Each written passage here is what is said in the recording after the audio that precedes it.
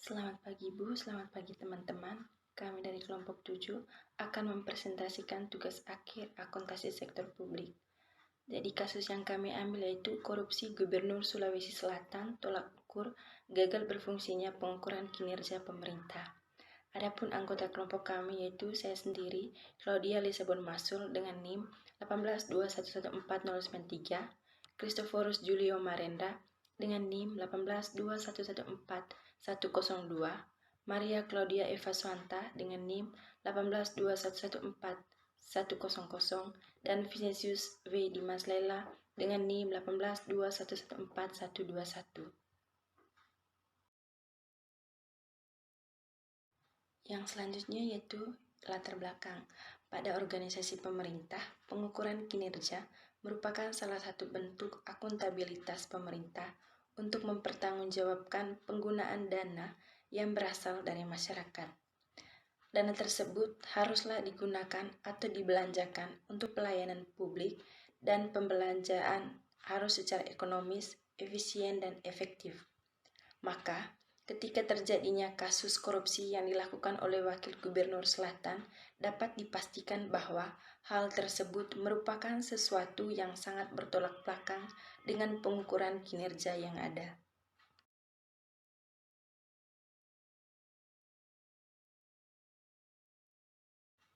Yang selanjutnya yaitu rumusan masalah. Ada beberapa rumusan masalah dalam makalah ini, yakni yang pertama yaitu mengapa korupsi yang dilakukan oleh Gubernur Sulawesi Selatan tidak sesuai dengan prinsip pengukuran kinerja sektor publik atau pemerintah. Dan yang kedua yaitu indikator pengukuran kinerja pemerintah Provinsi Sulawesi Selatan yang telah dilanggar oleh Wakil Gubernur Sulawesi Selatan. Nama saya Maria Claudia Swanta, NIM 182114100. Selanjutnya, saya akan melanjutkan presentasi teman Claudia. Kajian pustaka. Tujuan dari pengukuran kinerja adalah untuk memberikan informasi yang lengkap tentang pencapaian kinerja dan bukan sekedar menyajikan laporan keuangan saja. Perencanaan maupun pelaksanaan berbagai program pemerintah harus senantiasa berorientasi pada pencapaian misi organisasi.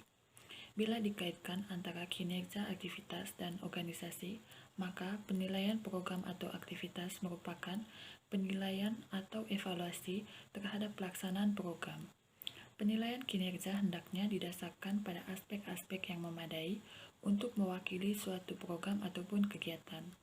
Karena penilaian kinerja juga terkait dengan aspek pengendalian, maka pengendalian yang dilakukan juga harus dikaitkan dengan indikator kinerja. Adapun tujuan dari pengukuran kinerja pada organisasi publik adalah untuk memperbaiki kinerja pemerintah, membantu pengelolaan program agar dapat tetap fokus pada tujuan dan sasaran dari berbagai program yang telah ditetapkan oleh unit kerja.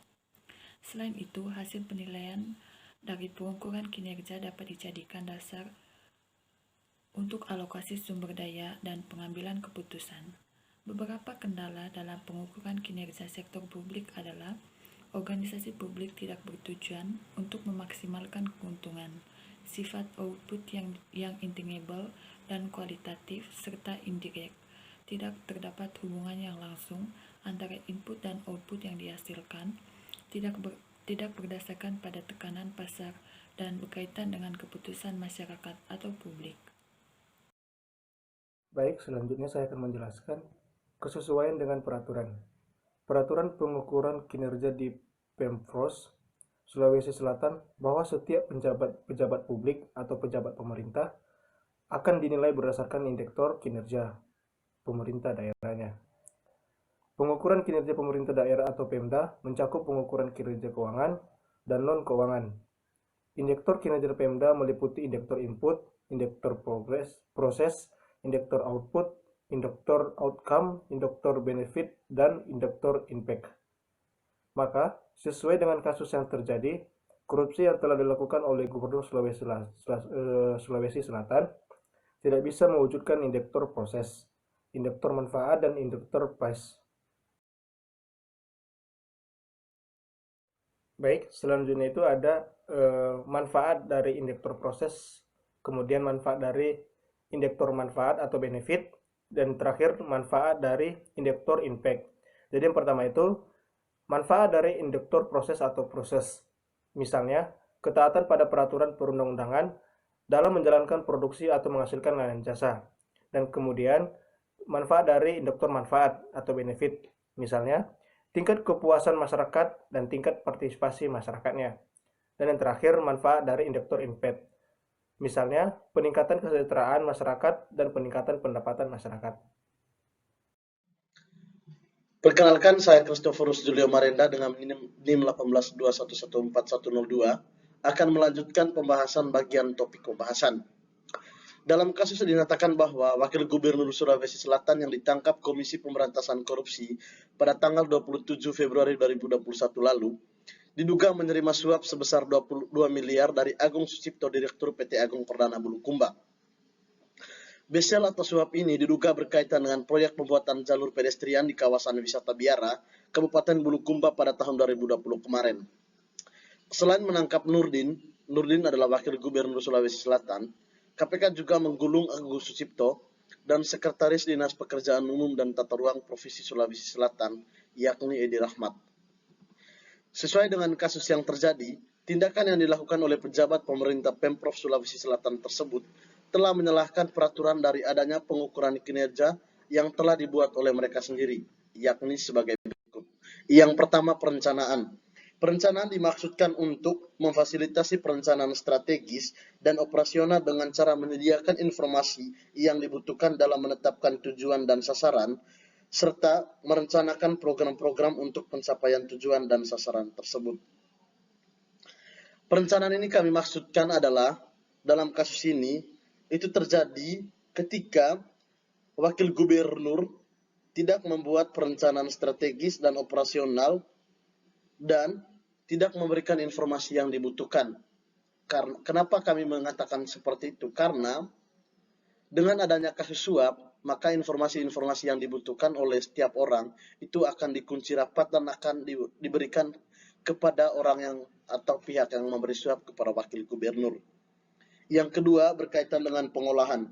Pengolahan di sini dimaksudkan untuk memberikan dasar bagi identifikasi awal dari adanya penurunan efisiensi operasional dan cara untuk memperlihatkan seberapa efisien sumber daya digunakan dalam penyediaan pelayanan dan pencapaian tujuan. Pengolahan yang kami maksudkan di sini terjadi pelanggaran ketika Wakil Gubernur Sulawesi Selatan dan jajarannya itu tidak bisa membuat identifikasi awal dari adanya penurunan efisiensi operasional dan tidak bisa memperlihatkan seberapa efisien sumber daya digunakan untuk berkaitan dengan penyediaan pelayanan dan pencapaian tujuan. Kenapa seperti itu? Karena Gubernur Sulawesi Selatan dan jajarannya itu telah disuap, dan itu akan membuat kontraktor atau PT yang akan melaksanakan proyek-proyek tersebut akan bekerja sesuai dengan yang mereka inginkan, sehingga di sana tidak adanya unsur efisiensi dan kualitas pelayanan. Yang ketiga, penganggaran. Penganggaran yang dimaksudkan di sini adalah memperbaiki proses anggaran dengan sebisa mungkin membuat keputusan yang objektif mengenai alokasi dan redistribusi sumber daya, pengurangan biaya, dan menginvestasikan kelebihan atau surplus dana. Sangat jelas sekali bahwa kasus suap ini adalah cerminan dari keputusan yang tidak objektif, dan alokasi atau redistribusi sumber daya pun sama sekali timpang karena hanya didistribusikan kepada pihak yang telah memberi suap. Poin yang keempat, penyediaan layanan kepada pihak luar dimaksudkan untuk membantu terciptanya iklim yang kompetitif dalam penyediaan layanan oleh pihak luar dengan cara memberikan data biaya dan kinerja yang didokumentasikan dengan baik serta memonitor kinerja pihak kontraktor berkaitan dengan kualitas pelayanan. Nah, penyediaan layanan kepada pihak luar ini itu sama sekali telah disalahkan karena Pemprov Sulawesi Selatan akhirnya tidak bisa memonitor kinerja pihak kontraktor berkaitan dengan kualitas pelayanan. Karena apa? Karena pihak kontraktor itu sudah memberikan suap yang itu akan membuat Pemprov Sulawesi Selatan tidak bisa memonitor sebagai feedback. Dan yang terakhir adalah pengawasan kerja. Nah, pengawasan kerja ini itu berkaitan dengan upaya untuk mencapai kinerja pegawai yang lebih baik dengan memberikan dasar yang objektif. Ini terjadi karena Gubernur Pemprov Sulawesi Selatan justru tidak bisa melakukan pengawasan kerja terhadap bawahannya, justru membuat mereka terlibat dalam kasus korupsi yang dia lakukan.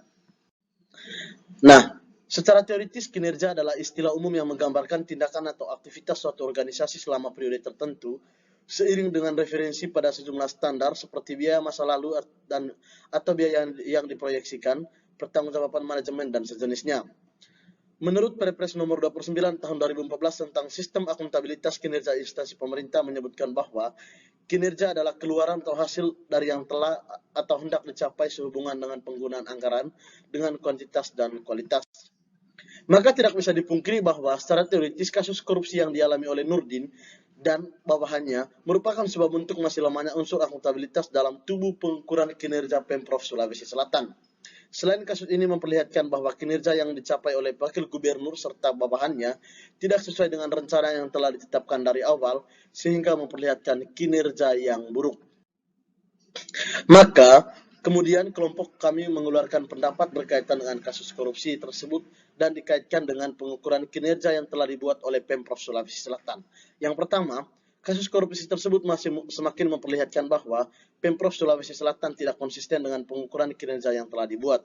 Yang kedua, semakin melemahnya unsur impact yang telah dicantumkan sebagai indikator dalam pengukuran kinerja Pemprov Sulawesi Selatan.